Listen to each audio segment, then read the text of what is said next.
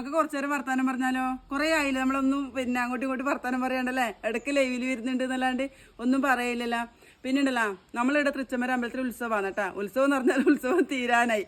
കുംഭ 22-ന് തുടങ്ങിയിട്ട് പിന്നെ മാർച്ച് വേണ്ട, നമുക്ക് ഓർമ്മയില്ല. മീനം പിന്നെ 6-ന് തീരും കേട്ടോ. കൂടിപ്പിരിലോട് കൂടി തീർന്നു. രാമകൃഷ്ണന്മാരാണ്, ബലരാമനും ശ്രീകൃഷ്ണൻ്റെ കുട്ടിപ്രായത്തിലെ നൃത്തമാണ് കേട്ടോ. വലിയ പ്രശസ്തമായ ക്ഷേത്രമാണ് തൃച്ചംബര ശ്രീകൃഷ്ണ ക്ഷേത്രം. ആടെ പിന്നെ നമ്മളെല്ലാം പോയി കേട്ടോ ഉത്സവത്തിന്. പിന്നെ ഇവിടെ പൂക്കോത്തുനടയിൽ അന്ന് പുലർച്ചൊക്കെ ഉണ്ടാവും ഉത്സവം.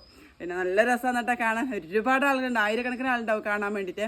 അന്നേരം ഒരുപാട് ചന്തയും ഉണ്ടാവും. നമ്മളെല്ലാം ഉത്സവം തുടങ്ങിയാൽ പിന്നെ നമുക്കത് ഈ ചൂടും പിന്നെ ഉത്സവവും പിന്നെ ചന്തി എല്ലാം കൂടി ഒരു ലഹരി പോലെ.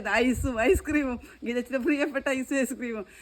അന്നേരം ഉണ്ടല്ലോ, ഞാൻ ഉത്സവം കാണാൻ വേണ്ടി പോയി. ഞാൻ 2 ഉത്സവം കണ്ടു. പിന്നെ രാത്രി എല്ലാ ദിവസവും പോലുണ്ട്.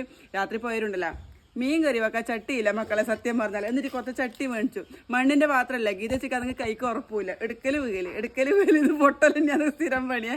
അങ്ങനെ പോയിട്ട് കുറച്ച് ചട്ടി മേടിച്ചേ. കുറച്ച് സഹായം ഉണ്ടാവും, എന്നാലും നമ്മൾ പേശി മേടിക്കുന്നില്ലേ പൈസ പേശിയിട്ട് ഇല്ല. അങ്ങനെ 2-3 ചട്ടി മേടിച്ചു. ഇത് പച്ചക്കറി വെക്കാൻ വേണ്ടിയിട്ട് വെച്ചാണ്. എന്തെങ്കിലും സാമ്പാർ പോലെയോ എന്തെങ്കിലും ചെറിയ കറിയെല്ലാം വെക്കാൻ വേണ്ടിയിട്ട് അതിനെ മേടിച്ച ചട്ടിയാണ് കേട്ടോ. പിന്നെ ഒരു ചീനച്ചട്ടി പോലത്തെ, ഇത് കണ്ട് ഒരു കൗതുകത്തിന് വാങ്ങിയതാണ്. കണ്ടില്ലേ, ചീനച്ചട്ടി പോലെയില്ലേ. മീനെല്ലാം മോളീസം വെക്കാനും വറ്റിച്ച് വെക്കാനും പിന്നെ ഉപ്പേരിയെല്ലാം വെക്കാനെല്ലാം നല്ലതാണ് ഇങ്ങനത്തെ പാത്രം. അങ്ങനെ പറഞ്ഞിട്ടാണ് മേടിച്ചിനി.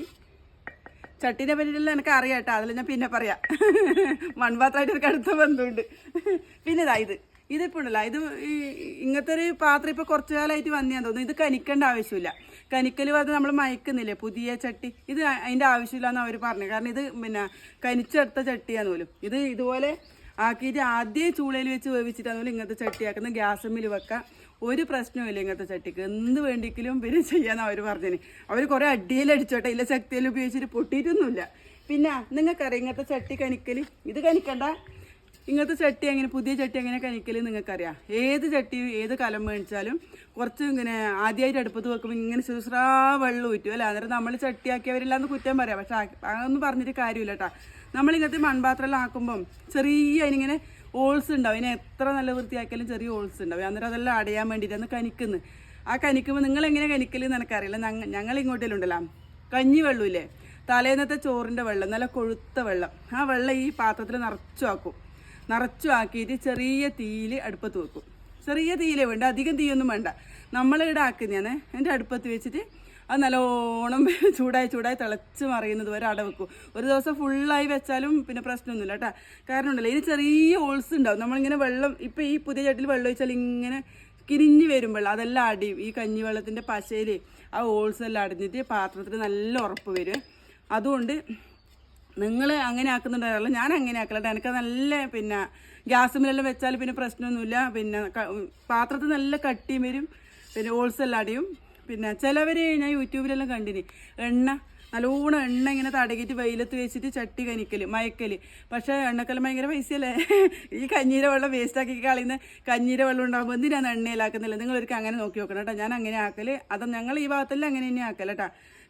കൊഴുത്ത കഞ്ഞിവെള്ളം നിറച്ചൊഴിക്കുക. നിറച്ചെന്ന് പറഞ്ഞാൽ ഇങ്ങനെ പിന്നെ മുക്കാലല്ല, ഏകദേശം നിറച്ചെന്ന് ഒഴിച്ചിട്ട് ചെറിയ തീയിൽ അടുപ്പത്ത് വെച്ചിട്ട് ഒരു ദിവസം ഫുള്ളായിട്ട് വെച്ചാൽ സ്ഥലം നല്ല പതച്ച് മറിഞ്ഞ് മൊത്തം കവർ ചെയ്ത് പിടിച്ചോട്ട്.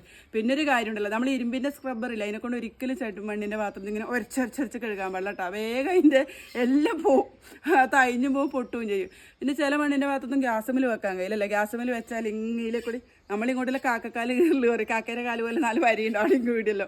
ഈ ചട്ടിക്ക് അതിനൊന്നും പ്രശ്നമില്ല കേട്ടോ. ഒന്നുമില്ല, ഗ്യാസുമിൽ വെക്കുന്നതിനൊന്നും ഒരു പ്രശ്നമില്ല അവർ പറഞ്ഞു. ആര് കച്ചവടക്കാർ, സത്യം നമുക്കറിയില്ല. പക്ഷേ ഇത് ഭയങ്കര ഉറപ്പാന്ന് അവർ പറഞ്ഞു. ഇത് പൊട്ടിയാലിട്ട് തിരിച്ചുകൊണ്ട് തന്നെന്ന് അവർ പറഞ്ഞു. അതവർ കച്ചവടം ട്രിക്കാന്ന് കേട്ടോ. ചട്ടി പൊട്ടിയിട്ട് അവരെയും വരുത്തി പോയി ഉത്സവം കഴിഞ്ഞിട്ട് അവരവരെ പാട്ടിന് പോകില്ല അല്ലേ. വിശ്വസിച്ചിട്ടൊന്നുമില്ല, എന്നാലും കുറേയും കൂടി സാധനങ്ങൾ വാങ്ങണമെന്ന് വിചാരിച്ചിട്ടാ.